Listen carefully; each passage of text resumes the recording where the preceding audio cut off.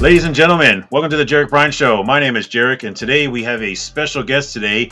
We have Victory Point coming on the show today, and I have Dave. Is that right?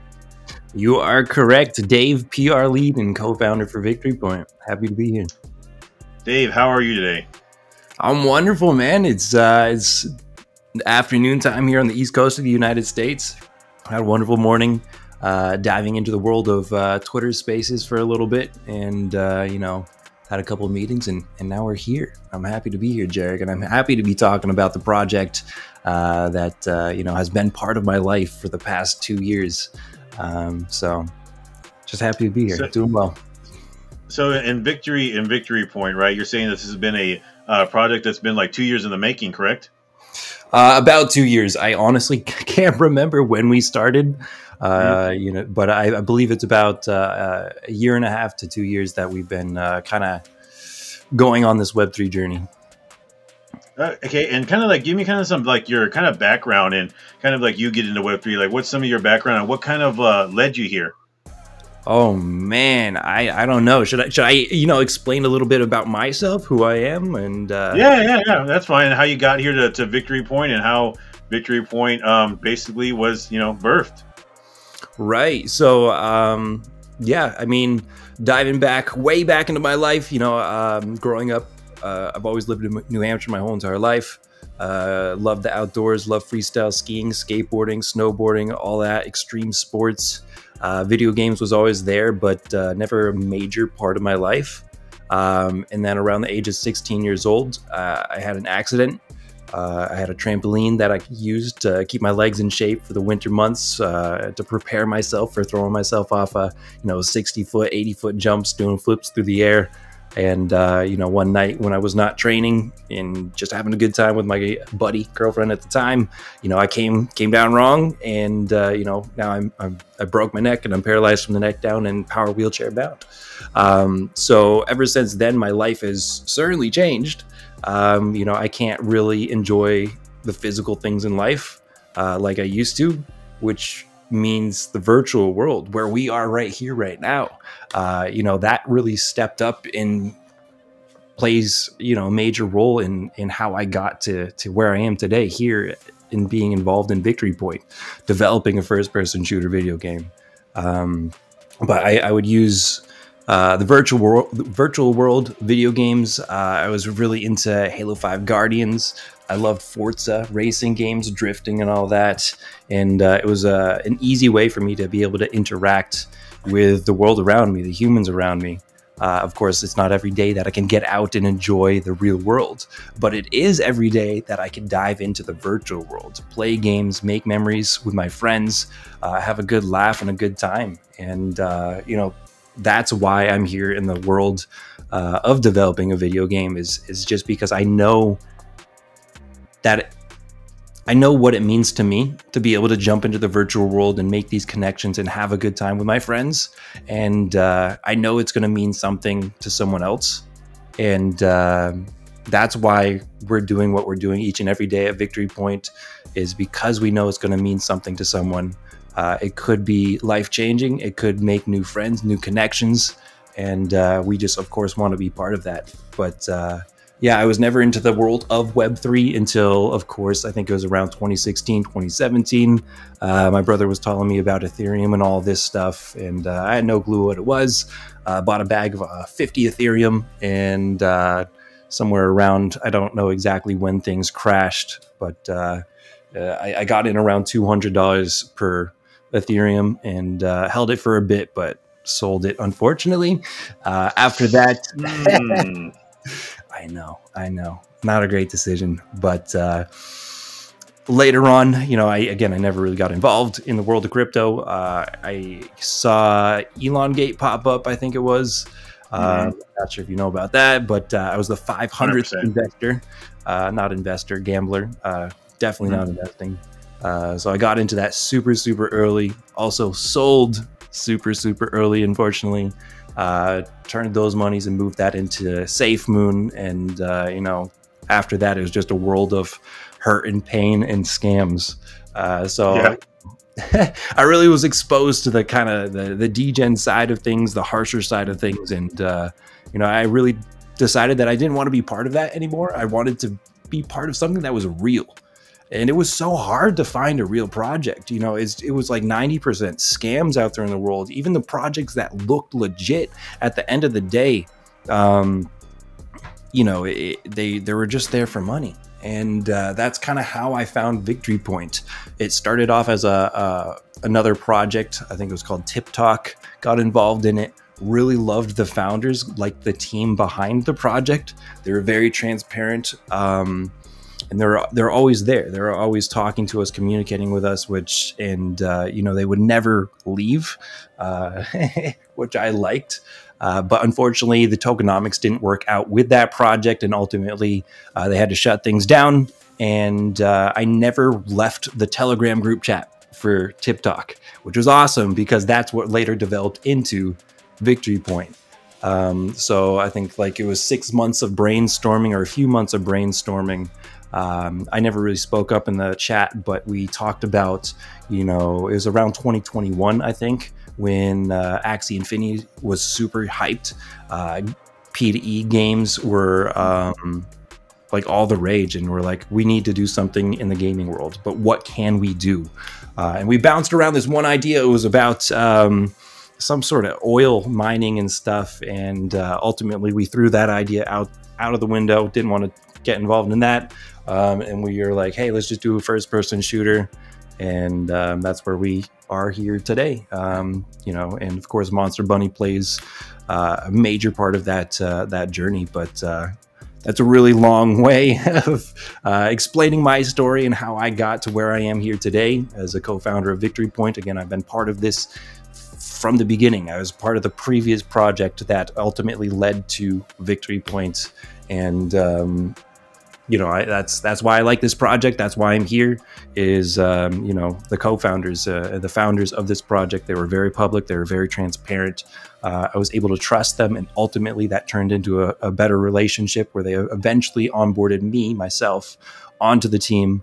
And of course, a lot of my ideas. I'm not a crypto guy. I'm not a NFT guy. I'm more of a gamer. Gaming, like I said, is a major part of my life, and a lot of my ideas are deeply considered. And a lot of my ideas are thrown into the Victory Point game itself. So it feels great to be part of a team where they actually consider your ideas and listen to you. So, yeah, I don't know. That's great. That's great. And, you know, speaking of Victory Point, right? What is Victory Point? It is super intriguing when you check out all your socials. Tell us about Victory Point. What is exactly Victory Point? Yeah, so at the end of the day, it's just a video game. It's a first-person shooter. And I always like to say we're bringing the Call of Duty vibes, we're bringing the CSGO vibes, and of course we're bringing in a lot of flavor, a lot of Victory Point flavors. So it's kind of a mashup of all, a couple different games, and of course, you know, we have a whole lot of our own magic going into the game. But it's a first-person shooter. It is going to be Web 2 based.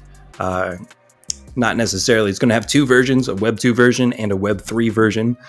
So if you want to get involved in the earning aspect, you certainly can. But if you don't, if you want to just play the game for the game, you can do that as well. So yeah, we're a first-person shooter building on Polygon. And the community of Polygon has been super inviting, super loving for the past 3 months since we've dove into Twitter Spaces and all that. But yeah, we really stand by our sustainable economy, the play to earn aspect, and we really are focusing hard on making a game that is fun, enjoyable, and exciting at the end of the day. And hopefully it's going to be able to involve and include all the communities that surround us in the world of Polygon. Because Polygon has been so warm, so inviting, and we just really want to try and include them in our game as much as possible. But yeah, first-person shooter. No, that's great. And I see that you guys are incorporating Web 2 and Web 3. And I think that projects to do that, and I've said this in like many interviews, projects to do that, I think they're the ones that are going to be the most successful. And I like the fact that you guys give people options. You don't have to really go the kind of like play to earn kind of route. If you want to just play the game, you can play the game. So I think that's going to onboard a lot of people. And, you know, you speak of, I don't know, maybe if you can ask this question, because I know Julio is not here and everything like that, but I've heard a lot of like gaming projects and gaming studios mention that, you Polygon's kind of like the place to kind of like build games and everything like that. Like, what is so appealing to like Polygon in that aspect? Yeah, so yeah, I don't know if I can mention on actually, can we pause the interview? You mentioned Julio's message me on the side. He's working on applications and stuff, but he's happy to join in if you got room for him right now. Oh, I got room for him. 100% I got room for him. Let me see. All right, so unfortunately, he is a little bit too busy. He might be able to pop in here eventually for like 5 minutes, but that is about it. But your question, going back to it, what was it exactly again? So basically, like, what was the kind of like the appeal of kind of building on Polygon in a sense of, I've just heard nothing but gaming projects kind of mention that, like, oh, they've had other chances to go to other blockchain, but they always kind of, the general consensus is that Polygon is the kind of place to be and a place to build on. I just was kind of curious, as I kind of asked each studio this that I interviewed, like, as to why, and they all had kind of like the different answer. I'm just kind of curious to hear you guys answer. Awesome. So this is going to be the Dave answer, not necessarily Victory Point or Julio. But just with my personal experience, really all I've experienced is Ethereum, and of course we know the problem with Ethereum is it's super expensive. One transaction from the next could be a major difference in gas fees, and that's just not something that makes sense for gaming. Of course, when you are gaming, transactions are happening all the time, and especially the way that we have things formatted. If you're playing a team deathmatch or whatever it may be, it's a wagering system, meaning you pay your entry fee, say it's $3 to enter the match. When the match is over, the losers pay the winners directly. So there's a lot of transactions happening, and we can't have a high gas fee going on because, of course, that would just not make sense. Polygon, pretty much zero gas fees. At least I don't experience them or see them or notice them, which of course is a very attractive place for a gaming project. The other thing is, everyone talks about gaming being the next big thing. And even kind of big money is talking about gaming in crypto and NFTs. And where's the big money's eyes? I know there's not much volume in Polygon as of right now, though it is starting to pick up, of course. But kind of the big money, the big eyes are on Polygon for some reason. I don't know exactly why, but that's just something that I've heard is big money, big eyes is on Polygon. And of course, the next big revolution in crypto, everyone's talking about gaming. So I think that's why a lot of gaming projects are coming to Polygon. One reason is big money. The other reason is low transaction fees, and I guess that's as good as an answer as I can give.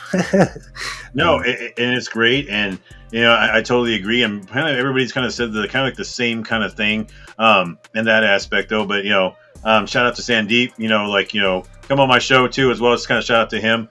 But yeah, and as far as community wise, like I see you guys like hold a whole bunch of like spaces and everything like that. Like how has kind of like that been? Have you guys had like a kind of warm welcome and just kind of like that experience in Polygon as far as like the community aspect of it? Yeah, so we've been making our game for what I said, like a year and a half, but we've only entered the community, like I think it was 3 months ago. We just dove into the world of Twitter Spaces, and of course, Polygon Network, the Polygon community has a very strong presence there.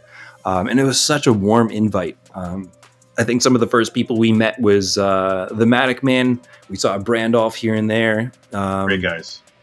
Right. And it was such a good feeling. It felt like home when I ran into those guys and we found those guys. And when we first discovered Brandolph, the Matic Man, Big Nil, we never knew that they were like project founders. We thought that like this was their job, was to promote and host Twitter Spaces for Polygon. And of course, through some more digging and diving, we discovered their own projects and we found out that this is just project founders, creating loving spaces for the Polygon community. And there's never talk about at least not that I see, about the negative aspects of Polygon and the negative aspects of the economy. It's all about building. It's all about coming together and supporting each other. It's all about looking towards a brighter and better future. That's kind of the vibes that I've gotten, and you know, I'm so happy that we landed here. I'm so happy that we're on Polygon for that reason. It's been such a warm and inviting community. Oh man, I love that answer. That was a great answer. I love that. That's kind of like, that's why I kind of, push Polygon, because Polygon to me has such a like warm, positive kind of like feeling, and we're always, here supporting each other. And like I said, I'm always going to be, spotlighting, even though this is going to be kind of covering other projects too as well from different ecosystems. But Polygon, of course, is always home. But now I will want to ask you this: what is Monster Bunny Studios? What is Monster Bunny Studios? They're the heart and soul of our game development. When we were looking for games to get involved in back in 2021, of course, we discovered that Oil game, which was already a game being developed, and we're considering onboarding them and connecting our two studios, meaning Victory Games and Monster Bunny, or Victory Games and whoever was part of that other studio. But yeah, we found Monster Bunny. We found their game Hind Warfare, which is Victory Point. And Hind Warfare was about to go live. It was about to launch. And of course, Monster Bunny Studios, they're an Indian-based gaming studio. And I'm not sure how many people were ready to go and play that game, but there was quite a few. But somehow Julio talked them into holding off, not launching, and considering getting involved into the world of Web3 through our studio and through our guidance. And luckily, they were more than happy to join. And that's where we're at today. We're hopefully going to merge our two studios into one. It's something that's been in the talks for quite some time. But Monster Bunny Studios, incredible folks over there in India, developing Hind Warfare, which is ultimately turned into Victory Point. So that's why the game is so polished. That's why it's so ready, because it's been being developed for 5 years prior to when we discovered it, which was great, because we wanted to dive into the world of Web3 as soon as we possibly could. So they've been played a huge role in getting to where we are today. Yeah, the game is super polished, and I was very blown away when I first checked it out. Maybe about a couple of weeks ago, maybe about a month ago, and I was like, "Damn, this is really freaking polished." Like, there's no way. I thought it was fake at first, just because like there is no way these guys popped up in 3 weeks and made this. But then I was like, "Oh, these guys have been around for a while." And as far as like kind of like, I don't know how much you can. I know Julio's not here. I know you can't really go much into it, but kind of like the VIT token. Can you kind of like explain how that's going to be kind of used on the Web3 side? Yeah, so of course it's a way for people who are just interested in investing in the project, just as anyone would invest in Tesla stock, Facebook stock. That's a way for investors to invest in our project if they're interested in our future. But ultimately, it's going to be the currency behind the game. Every transaction, when you want to buy a weapon skin, a weapon attachment, maybe you want to buy the base weapon or a character itself, it's all going to be through our in-game currency. And every game that you enter, every match that is wagered will be using our in-game currency. But there's also going to be in-game ad revenue share, meaning if you hold the token, we will be playing advertisements in the game. In between matches, there will be billboards and signs around the map, just as we have here in the real world, which are advertising other games, other companies, whatever it may be. And again, our holders, those who hold our in-game currency, will get a cut of the profits for that. So which is interesting, because you don't have to be a gamer to get involved in our game. You can be an investor, you can be a holder, which is pretty unique, I think. That is actually really, really cool, actually. And I was actually going to ask that later on, but no, that's great. You kind of cover that too as well, because the in-game like ads and everything like that, that would be, man, that would be freaking sweet. And that's kind of a nice little spin on it too as well. And then you're saying with the kind of like the NFT skins and the guns or anything like that, are those going to be kind of like tradable in the game? Absolutely. This is a lot of what we've been discussing lately. Is I guess the items behind that make up the project. How are they going to be distributed? What form are they going to be? But ultimately, the idea and what I'm voting for is, everything's going to be its own NFT. The base platform of your NFT will be the weapon, whatever weapon it is that you choose. It will be an NFT, and it will be a dynamic NFT. So all the attachments that you unlock for free while progressing through the game. Maybe you get a red dot sight, maybe you get a suppressor, maybe you get an extended mag. Each and every one of those assets will be NFTs, and they will be mergeable into one NFT. We're also going to be diving into the world of sticker packs. So maybe eventually someday we partner up with Supreme, and there's like $1,000 sticker that you received out of a sticker pack. You slap that on your gun, make it a little bit more personalized and more of your own feel, and also increase the value because it's got that Supreme sticker. Throw it on the marketplace, sell it, rent it, whatever you want to do. Again, that's all neatly packaged into one single NFT because it's a dynamic NFT. I love that. I really do love that. And as far as like, I kind of was like looking at this, right? The zero sum game, like reward system. Like, can you kind of explain kind of that too as well? Yeah. So a lot of games, I'm not sure what they exactly do. I've played Thenan Arena, and they always have like a 2-token system. One token is used for rewarding winners. So you say you play a battle royale, you're the winner, you're the one person to come out. They give you that token, which has no cap. Like, they're always making more of that token, so it's constantly inflating and devaluing the price, which is just weird. So what we're doing with the zero sum economy is, again, as I said before, you enter into a match. Maybe it's $3 to enter the match. Say you win the match, the losers pay the winners directly. There's no printing of tokens. There's no inflation. Our token, our crypto, at the end of the day, what it starts out with is what it's going to end with. We're never going to generate more of the said token. So there's going to be no inflation involved. And again, the losers pay the winners. It's simple as that.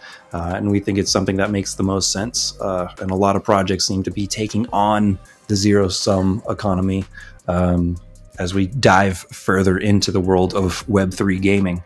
It's just something that makes sense, and it's something that's sustainable, of course. So it's something that we're going with. No, that's great. And that kind of like, I was just going to kind of like ask that too as well, like, how your model is going to kind of differ from some of the other kind of like play to earn models, or some of the other projects that have these currencies and whatnot that they've kind of failed. But no, that kind of makes perfect sense right there. So that kind of answers that question too as well. Now, as far as like this is kind of a personal question. I kind of ask any kind of like gaming studio and everything like that. Y'all's game looks amazing, so I think it can compete. But as far as Web3 like gaming, in a sense of like, when do you think, or how far are we away from Web3 gaming kind of be on the same kind of like breadth as like an Xbox or a PlayStation? Like, when do you think that will kind of happen? Like, kind of your own opinion. That's a difficult question. I mean, at the end of the day, it all comes down to development. Luckily, like I said, we were able to onboard a project that was in a game that was almost ready to be delivered, which saved us time on development. But when our project's going to be on the same caliber of like what Xbox is throwing out there, I don't know, man. I think it's going to be a little bit of time.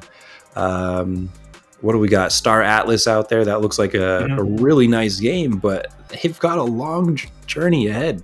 There's still so much more of that game that has to be developed. And of course, they're going through a lot of money, which is another difficult situation. But I don't know. Maybe if I'm going to say, I feel like we'll have to be a little bit into the next bull run. So I'll say after the next bull run, maybe like things are settling down, because, the world of Web 2 tends to be interested in NFTs in crypto, in blockchain technology as things are ramping up. And then they make the decision, oh, hey, we got to get involved in this at the top. And then as things settle down, that's when maybe they'll start releasing what it is that they wanted to release when things were all hyped and excited. When is the halvening going to happen? When is the bull run going to happen? I'm assuming 2024, 2025. So I'll say 2025, 2026. That's my personal bet. Yeah, don't put your money on that. Yeah, no, and yeah, that's just kind of like a curious thing that I kind of asked, just kind of sense of like Web3 gaming does get kind of a lot of like, flack. So I just kind of, like I said, I'm pro Web3, so it kind of, I want to come to the Web3's defense though, but kind of going back to the NFT marketplace, like how is that going to kind of work, or can you kind of give us kind of more details into that? Yeah. So again, it's still being discussed, of course, but whatever you can talk about. Yeah, we have an NFT rental side of things, and of course we have just the in-game marketplace where you can buy, sell, trade your weapon skins, your attachments, and how you acquire these in-game assets. We've come up with our own XP system. It's a 3-tier system, and the first tier is, as I'm progressing through the game, as I'm accumulating XP, my account is leveling up. Of course, it's what we think we're going to go with is a level 1 through 100 system. Start off at level 0. You ultimately want to reach the goal of level 100. And at every milestone, I think it's at every 5, 15, 25, 35, you're going to be unlocking weapons in the weapon shop. Meaning you've now spent your time to grind this weapon out. Now you can unlock it and purchase it in the weapon store. So there's value in, hey, I spent my own time grinding to level 35, and I spent my own money to purchase this weapon in the weapon shop. So there's kind of a double value there. So when you want to go and sell that back to the marketplace, you certainly can do that, and you can sell that to any level you want. They don't have to reach level 5 to purchase a level 35 weapon off of another player, if that makes sense. There's also going to be free weapons where at level 10, 20, 30, 40, and so on, that you're going to unlock a free weapon. And this free weapon, again, you can decide to sell it or you can decide to hold on to it. But the only way you can get it back, of course, is if you purchase it off the marketplace. And of course, the value there is the gamers are going to determine their own value. They're going to determine their own price for the time that it took them to get to maybe level 80 to unlock that really special weapon. Do they really care about that weapon, or do they want to go and sell it on the marketplace to someone who's level 1 who may not have the time to grind to level 80? So we're trying to... Damn. We're coming up with a system where it's the gamers are going to determine the price of everything. They're going to create their own market and market value. And it's hard to explain. Hopefully we'll have some visuals to better explain it here in the future. But the system that we've come up with, we're really proud about. And we think it's going to work out very well. But the last tier is a tier where you can just hop into the game. You're level 0, and you can just purchase a weapon from the weapon store, meaning you don't have to unlock it by grinding to level 30, then unlocking it in the store. We're just going to have a few weapons available to be purchased right upon entering the game. So you don't have to grind to a said level to get a gun.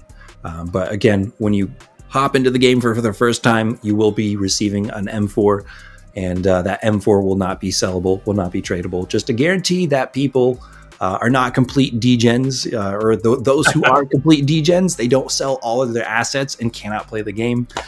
So that first weapon will be locked, not sellable. People need to be able to play the game. Hopefully that made sense. It's always difficult to explain my thoughts. No, it did, and it's something different, and I like it. And it's something that it's a different take. But you said top 100, and that kind of brings me to my next question. Can you explain the kind of platform of that? Is that going to be like an elite amount of players, or what was I was kind of looking into that. What is that? Top 100. What do you mean by that? The platform. Is that what you were speaking of? The top 100. I think you're talking about at one point in time we were considering having our own website where people can stream and share videos of themselves playing Victory Point. Yes. I haven't mentioned that, but that is certainly an idea that we're bouncing around. We're hopefully going to incorporate into the game itself so people don't have to go to an external website. But yes, the top 100 creators, streamers, people who enjoy playing the game, of course, can share video game clips on this platform. And of course, there's going to be a leaderboard, and everyone will be competing for a cut of our revenue, of profits, more specifically ad revenue. And these videos also themselves will be creating their own ad revenue because they'll play, of course, advertisements before the video or during the video or whatever it may be. But ultimately, person who has the most views at the end of the week, they will be getting the most ad revenue. They'll be getting the highest payout in the form of our in-game currency. Of course, and that's going to be for the top 100 players in the top 100 most viewed clips. Hopefully that explains it. But yeah, we want to reward our gamers, our players. We want to share their excitement, and we want to reward them for, you know, capturing fun, positive in-game content with the top 100. That's our hopes. That's our goals with that. And that's, like I said, that was very intriguing to me. I think it's a very cool way to incorporate, you know, content creators, because I do believe you do need to have, you know, content creators, you know, kind of like streaming your game and doing all those things too as well. But also another thing that intrigued me too was the subscription platform. Can you kind of like go into that kind of subscription model? Yeah, the battle pass kind of. Yes. Right? Yes. So the battle pass, just like any battle pass, of course, Call of Duty's got their own battle pass. When you purchase this battle pass, of course, you're going to get free assets throughout whatever season it is. Eventually, we will be diving into season 1 of Victory Point. And season 1 battle pass holders, they can purchase this battle pass. We have not set the price yet, but when they purchase the battle pass, they'll receive a few unique weapons, a few unique weapon skins, maybe some attachments, and an operator, as well as some in-game currency. So you buy this, but you also get some money back in the form of our in-game currency. But this in-game currency will not be sellable, tradable. It's only for using in the game and for wagering matches. But whatever you turn into profit, whatever your rewards are for playing those games with that currency, of course, that will be sellable, that will be tradable. But yeah, throughout season 1, we'll be airdropping people different weapon skins, weapons, just for holding their weapon. Season 1 battle pass. There'll be special, unique in-game mission for Season 1 Battle Pass holders. Also, if you hold multiple Battle Passes, I don't know if I can say this, it's just an idea that we've been floating around, but if you hold multiple Battle Passes, say we make it to Season 5, and you hold all the Battle Passes leading up to Season 5, there will also be unique in-game rewards, airdrops for those holders who are really dedicated to supporting the game and holding the battle passes. But yeah, if you want to sell the battle pass back out there into the marketplace, you certainly can do so, but you will lose all of the assets that were given to you, airdropped, while you held that season 1 battle pass. So there is an incentive then. Yes, there's an incentive to hold. You're not just receiving weapon skins and you can pull them out of that season 1 battle pass. Everything that you receive and everything that's airdropped to you while holding that season 1 battle pass, those are tied to the battle pass. So when you sell that, those assets are gone. So if someone purchases that, they receive all of the season 1 assets, if that makes sense. No, that's great. No, that's great. And that kind of gives you kind of an incentive to kind of like hold. And that's like some of the things that I kind of like look for, like what's the incentive to actually like hold on, you know, and I'm more of a holder than kind of a flipper. So I'm always looking like, hey, you know, I like projects that like, you know, you guys and, you know, amongst other projects too as well, that kind of give you that incentive to hold, like why am I here, and kind of reward us for kind of holding on and believing in you guys too. So hats off to you guys about that. But can you kind of kind of go into or kind of like elaborate on some of the partnerships that you guys have made, or some of the people that you are working with kind of right now at Victory Point? Yeah, I mean, the major one, of course, is Magic Eden. They've kind of been our biggest mentor. I know we have Ice T Labs. They were kind of our incubator. They kind of gave us the guidance early on. But Magic Eden, that's the platform that will be launching our free weapon skin loot crate, which should be coming up very soon. And of course, if you open one of these free weapon skin loot crates, you'll get one of 15 different weapon skins available for one of 5 different weapons. So it'll be kind of a rarity scale. But yeah, part of the Season 1 Battle Pass, which will also be launched on Magic Eden, will come with its own unique Magic Eden weapon skin, which is kind of cool. But yeah, I can't really comment on all the partnerships, but certainly the people in the world of Polygon, Brandolph, Big Nil specifically, David 10x, a lot of those individuals. Shout out Big Nil, David. Yeah, they're incredible people, and I don't think they get enough support.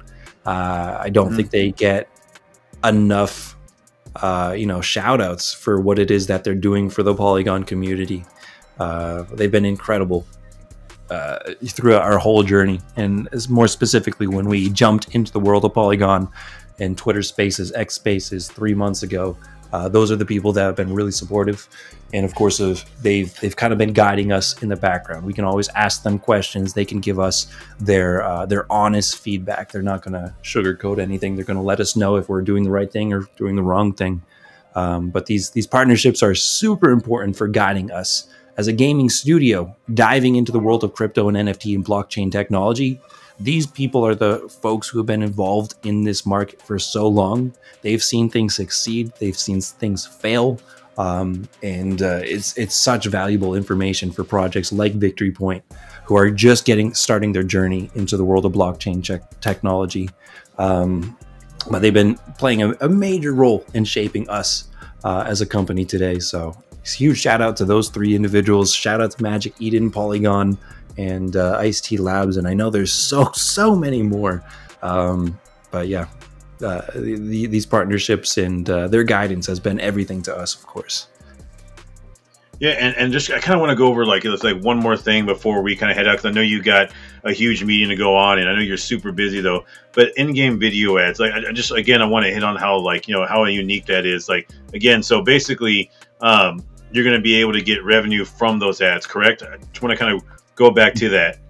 Yes, if you hold our in-game currency, yes, you will be rewarded a portion of the revenue for the advertisements that we play before and after matches, or the billboards that are displayed in-game. Yeah, holders will receive a portion. It's pretty cool. I like that one as it is super cool. Yeah, and for you to get involved in the earning aspect of the game, you have to purchase an operator. And everyone starts off with a bronze operator, but to purchase a bronze operator, of course, you have to have our in-game currency. So hopefully there's going to always be someone buying our in-game currency because they want to get involved in the play-to-earn aspect. So yeah, everything, if you want to get involved in the play-to-earn, you have to have some tokens. Absolutely. So hopefully there's always going to be some sort of someone buying the token at the end of the day. There's a lot of there's a lot of encouragement to keep to hold the currency and not to sell it, and to keep it in the economy and not sell it to USD. That's what we're trying to do, of course. No, that's great. I think that's you guys got a plan. I love that, man. And kind of the last question I kind of have for you is like, well, where do you see a Victory Point a year from now? A year from now, hopefully, where would you like to be? Oh man, I would like that our mobile version to be released, because our first, I think we're on like build number 6. Build number 6 hopefully will be available to the public soon, with hopefully live servers in the EU and USA. Hopefully, hopefully in a year from now we will have moved away from PC, not moved away from, but reached out to the mobile world. Our mobile build is about 40% done, and mobile is where things really take off. You know, we've kind of been watching PUBG, and PUBG is kind of like our idol. Started as a small team of developers, released to PC, listed on Steam, and really took off once they got to that mobile version. But hopefully a year from now, we'll have our mobile version out. We'll be hosting tournaments. Hopefully we'll be out there in some sort of Web3 stage hosting these tournaments where gamers of all kinds, not just professional gamers, well-known gamers can get involved in tournaments, but everyone and anyone. If you want to enter yourself into a tournament, you don't have to be invited. We're going to have tournaments going all the time. That's my hope. And hopefully we've extended our reach from America, the European players and the United States players. Hopefully we're out there in the Philippines and the Eastern market. That would be also really cool. But hopefully we're taking off. Hopefully the mobile build is out, and maybe we'll be releasing or almost releasing our next version of the game, which will be a battle royale version of the game. And of course, there will be multiple games, many games that we will release under the Victory Games Studio, kind of our umbrella of games, and it's all going to be using our in-game currency, the one currency that's going to be released with our Victory Point game, also adding value to the holders. And all the assets, of course, will be transferable between games that we come out with. So some cool things to look forward to. But yeah, mobile version, that's really what I hope will be out in a year. No, and that's, you know, that's amazing. That's great. You know, that's why, like, you know, I wanted to have you guys on the show, because you guys have got a lot of stuff going on, and we could actually extend this even longer. But I know you have to go. I know you got a meeting, so I'm going to be, you know, I'm going to definitely keep your time in mind. But you know, kind of the last thing I want to say to you is that, you know, is there anything else you want to say, or is there any community members you want to shout out, or anybody you want to shout out before you go? I mean, our community, holy moly, man, they've been on quite a journey. So all the love, all the respect to the community members that have stuck by us for this whole entire journey. A lot of community members came from that first project, you know, 2 years ago or a year and a half ago. And, you know, they've kind of been chugging along with us for the past year and a half as we slowly got into our goal, our vision of Victory Point. So seriously, all the love to those who are out there, still part of our community, still are, you know, have the same vision and still have the same goal in mind as our team members do. You know, again, they've been here for a while, and you know, I know a lot of them are tired, but we're getting closer and closer each and every day. But shout out to the Victory Point community.